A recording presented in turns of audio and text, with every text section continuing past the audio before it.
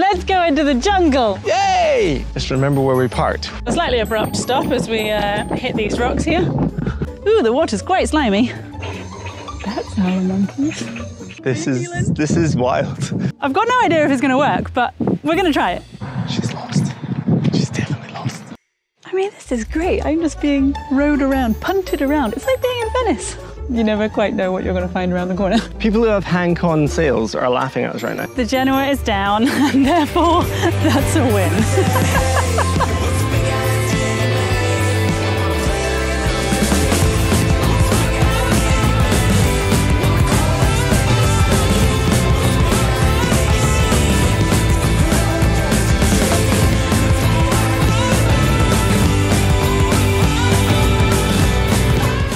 Last time on Red Seas, we had Indy officially measured and registered ready for our transit through the Panama Canal.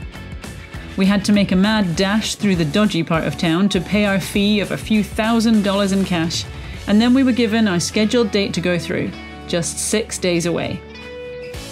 We decided to leave the protected breakwater and sail up to the Rio Chagres, a river that is only accessed through a narrow gap between a reef and a cliff. But once we made it safely through the breaking waves, we found ourselves in a little slice of heaven. We motored up the river to our own little bend, where we dropped anchor and enjoyed the peace and quiet again of being on our own in a totally remote part of the world. Well, this is just quite ridiculous. We've got the whole river to ourselves, no other boats for miles. We're just sharing it with the howler monkeys in the trees, tons of crocodiles around. So this morning we're going to jump in the dinghy and just kind of go for an explore, see what we find.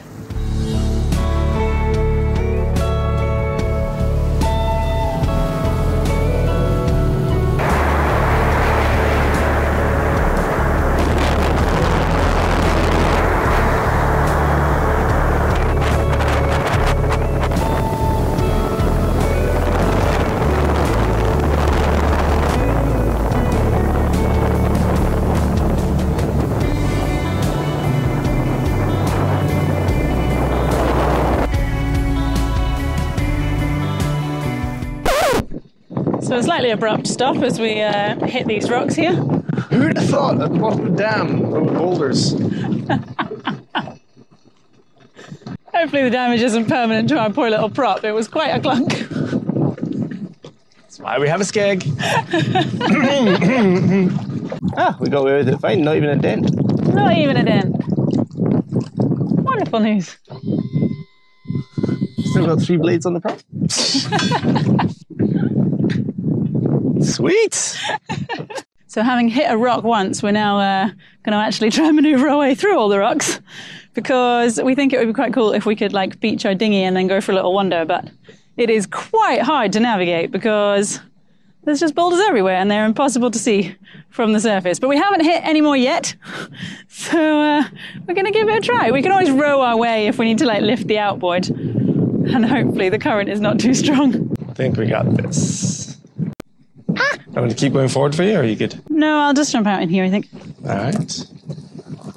Ooh, the water's quite slimy. And slippy, I very nearly fell over there. This is when like a snake crawls out onto the tree or something, isn't it? Just thinking, you know, anybody who like is a proper boater. A proper boater, not me then. It's going to be really embarrassed for us right now.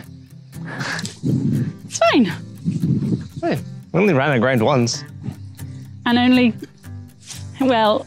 Twice. We ran around twice and we hit the ground once. Compared to our usual hikes, this is a highway.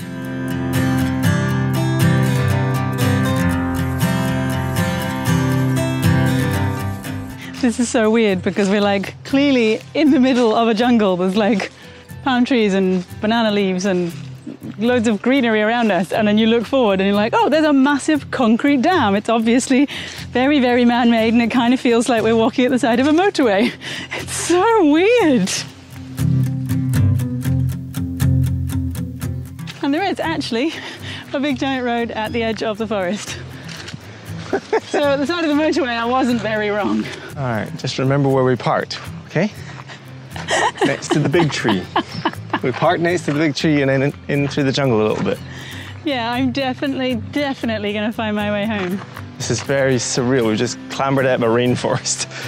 Now we're on top. I feel like there was a movie back in the 80s or 90s where like guys from African tribes discovered tarmac. It's very strange. Like the bit in Night at the Museum where the cavemen come out.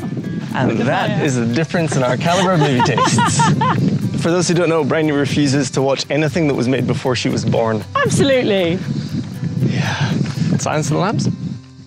Too scary.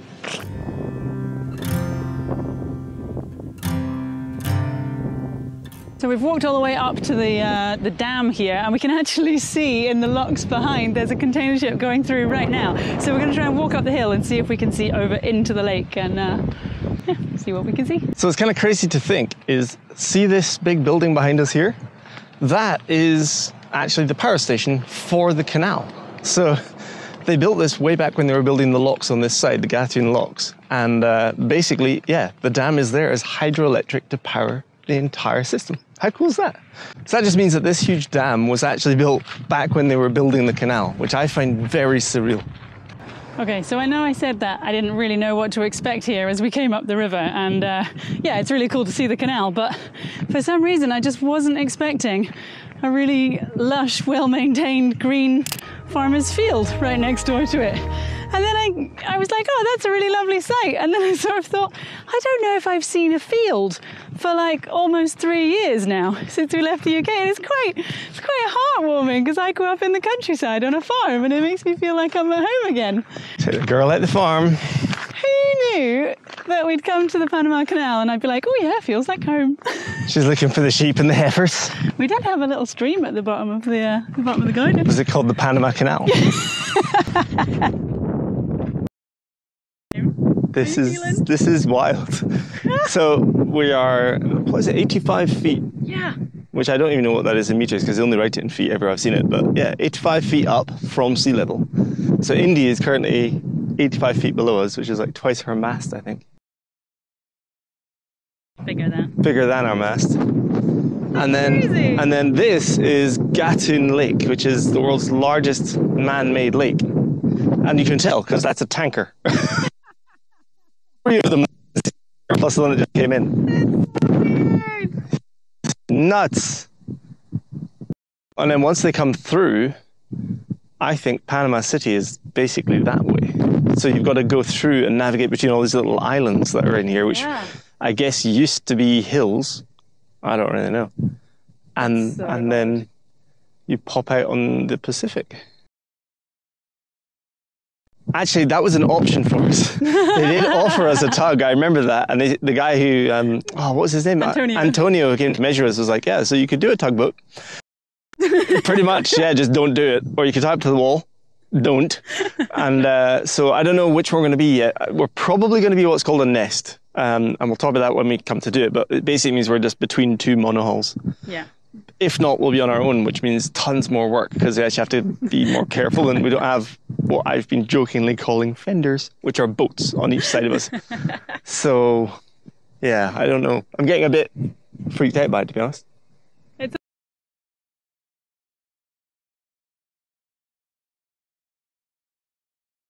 Okay, so by now you probably know that we've been trying to learn Spanish. We're doing pretty bad at it. And so we were standing trying to translate this very helpful sign that tells us all about the lake and the canal. So we now know that it was built in 1910 and 1914, and we figured out that it's the largest lake, man-made lake in the world. We kind of guessed quite a lot of the other stuff. And just after we finished, we're like, yeah, that sounds about right. I think we can believe that. Then Bryony went round the other side. Hey, look, it's in English.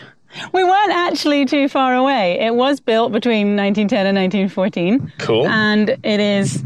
Oh, at the time, that's what it meant. At the time, it was the largest man-made lake and dam in the world. So there's clearly been another one built since then, or maybe they were just hedging their bets when they made the sign. I was going to say, that's got to be recent. Maybe it's like a new development. But yeah, basically, it's a big lake over there. I could have told you that. Well, we did say that. It's just that we got the details a little bit wrong. Confess, tell the good people. Well, I recognise the field and I recognise the dam. She's lost. She's definitely lost. But I couldn't tell you which way we have to go to get home again. Because this is not the point where we emerged from the forest and said, let's remember the big tree, because I do remember that.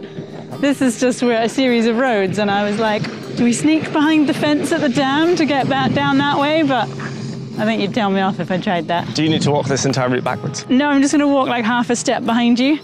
So it looks like, yeah, I know where we are. This is normal.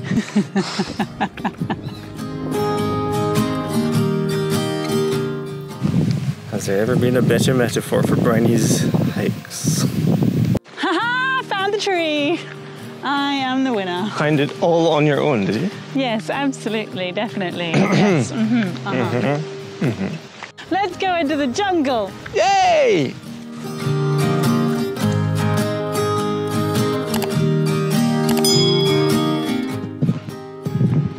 Lost the dinghy. Well, that's why I was filming, to get the lovely moment of reveal, and then I had a slight panic because I was like, it was definitely there. Yeah. But I could just see it through the trees around the corner. Wasn't so close enough. Okay.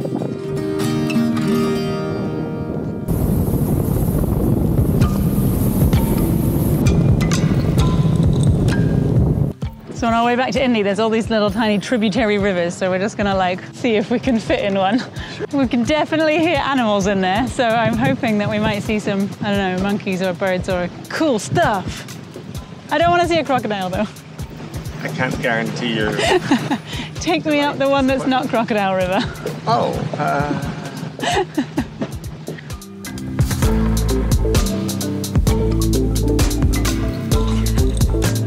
I mean, this is great. I'm just being rowed around, punted around. It's like being in Venice. I could do this all day. I've got no idea what that is. It's rock hard and it's got an ant on it. I don't think I'm going to eat it. no? Are you going to try?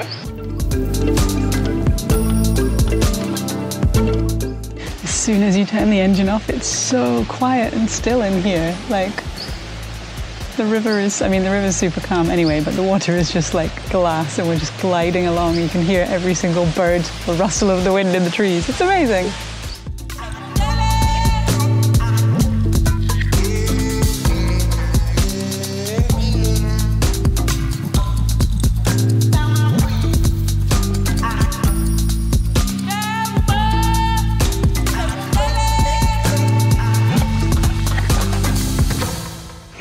I don't think you're going to be able to see it on camera. We just came around the corner. That's howler monkeys. I saw a tree moving, so we're like, oh, there's clearly something in it. There is an animal with a description. And as we're getting closer, we can see it was tiny little tamarind monkeys. They're so diddy. Tamarins, they're actually endangered. Really? Yeah, like they look like the gremlin from the movie. Yeah. They look like Spike. Yeah, like black and white, and they look really awesome. But I think on camera you might only be able to see a tree kind of wiggling, which I would say is proof that they were there, but sorry, you might not. It's fine. We'll just grab a picture off Google and then tell you we made the picture. Just get like the emoji. A monkey emoji. Monkey. See? Monkey. Ooh, purple butterfly. Ooh, butterfly.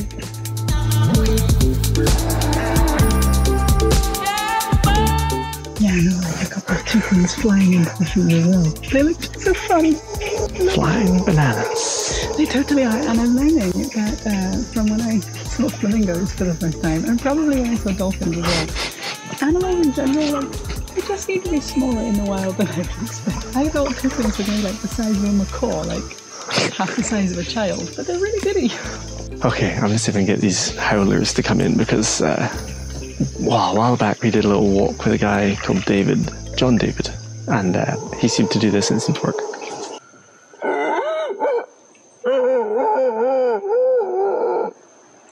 That was really good. Now they're confused. Now they're like, Tom? Is that you? There's a Scottish monkey in these parts? That's it.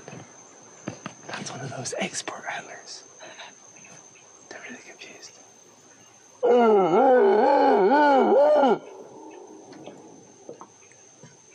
You've made a friend.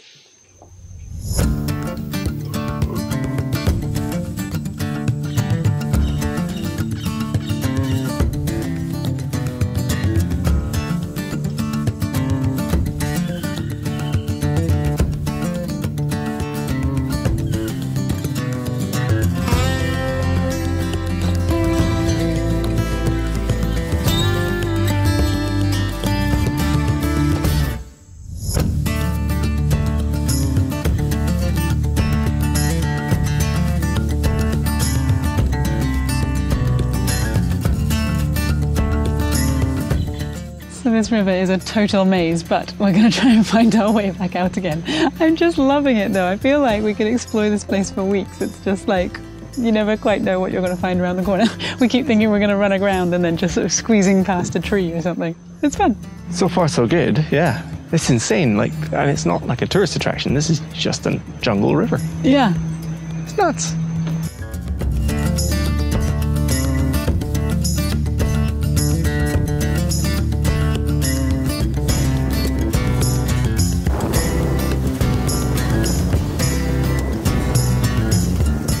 All right, the time has come to bite the bullet, finally do this project that we've been putting off for about a year. You may have noticed in some of our videos, and a few of you commented about this, that our Genoa has what we affectionately call the dreadlocks. This is the remains of a sacrificial patch that sacrificed itself quite some time ago, and they kind of trail along behind the sail looking quite dramatic and not very aerodynamic. So we have decided, now that we are somewhere with a little bit less wind, it is the day to take down the Genoa and finally do the repair. At least it's not 30 knots, which it was when we tried to repair the mainsail, so this should be easier. But Brownie's going to have to do most of the work today anyway, because she knows how to sew and I'm useless. So I get to laugh as we power kite our way around the deck. We ready? Yeah, just about. The howler monkeys are joining in. If they wouldn't mind climbing up and just bringing the sail down for us, that'd be great. That'd be great. Yeah. We're discovering that this halyard, we never use this halyard because this is the Genoa halyard. Why is the wind picking up right now? Of course it is. It heard us saying that we were going to take our sail down. But yeah, because we never use it, it's all green and slimy. Yeah. So Bagsy, you do that job. I think we just unfurl this and it'll go flappy like crazy, and then we drop that nice and quick and pull it down to the deck. People who have hand-con sails are laughing at us right now, so we need to do this confidently. Yeah. Believe. Some people do this every single time they want to go sailing. We're almost there. Yeah, it's good because I'm at the end of the sheet. All right, we're ready to move on to the halyard in just a sec. Okay, perfect. And we're good to go. Okay.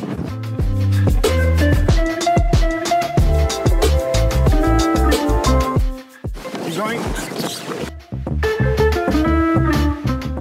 Oh my goodness. Okay, so it might not have been the prettiest, but I would say the Genoa is down, and therefore that's a win.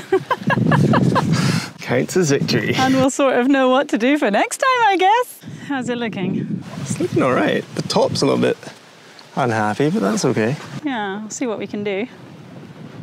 So there's a little bit of fraying at the top, but I don't think that's particularly serious with all of my sail loft experience. Absolutely. I'd say that's all right. How would you like it? It's your job now. So I had visions that as we brought it down, we would like concertina fold it onto the deck, and it would be like, by the time it actually got here, it would all be perfectly folded up. But I forgot that the wind doesn't want to play fair. So as soon as it got down slightly, the wind was like, woohoo, I'm going to fill it. And I was like, oh no, the whole sail is going over the lifelines and it's going to end up in the water. So I was just like holding onto the sheet as much as I could to just bundle it, get it down, depower.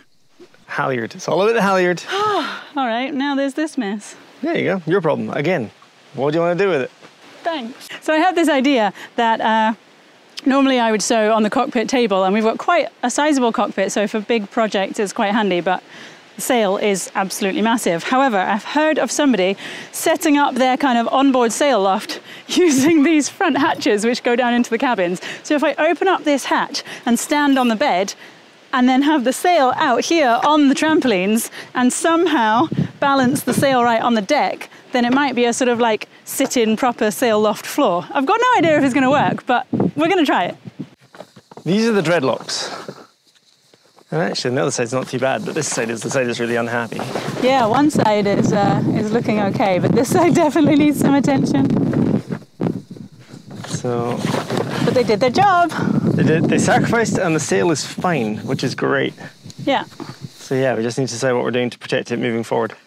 And so the only other job we need to do is replace some of the stitching. You can just see this whole line of stitching has just come loose. It is like one line of 3, so it's not hugely important and structural, but it definitely, if we've got the sail down anyway, we may as well replace it. But I can now have a good look and see how long the line is. Luckily it's like right near the edge, so that should be able to fit in my machine. If it was further in, there's not much I could do with that. It goes down quite a way, but at least it is just a straight line. I'll give it a shot. This sail has had such a hard life. It has. It's done so well. Look at these big so good marks. to us. I could even like sew the patch back on if we wanted. Or put a little Red Seas one on. So we've tied the sail down so that it can't just like blow away when we're not paying attention, but it is currently about 3 o'clock in the afternoon and the sun is burning hot today. So we're going to throw up our sunshade and create a little cover that I can work underneath, and hopefully it'll be a beautiful little temporary sail loft.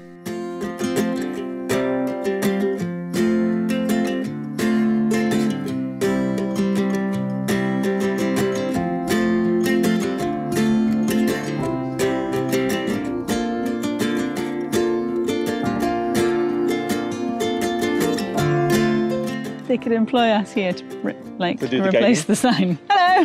Big Hello. lake. We are a sign. This is a lake. It was the largest. Maybe it's tidal with the rivers and the rain. Yeah, if there's like a dry spell over the summer, it's not so big, it kind of shrinks down. That's what it is. We replace the sign every time it rains. Now we know.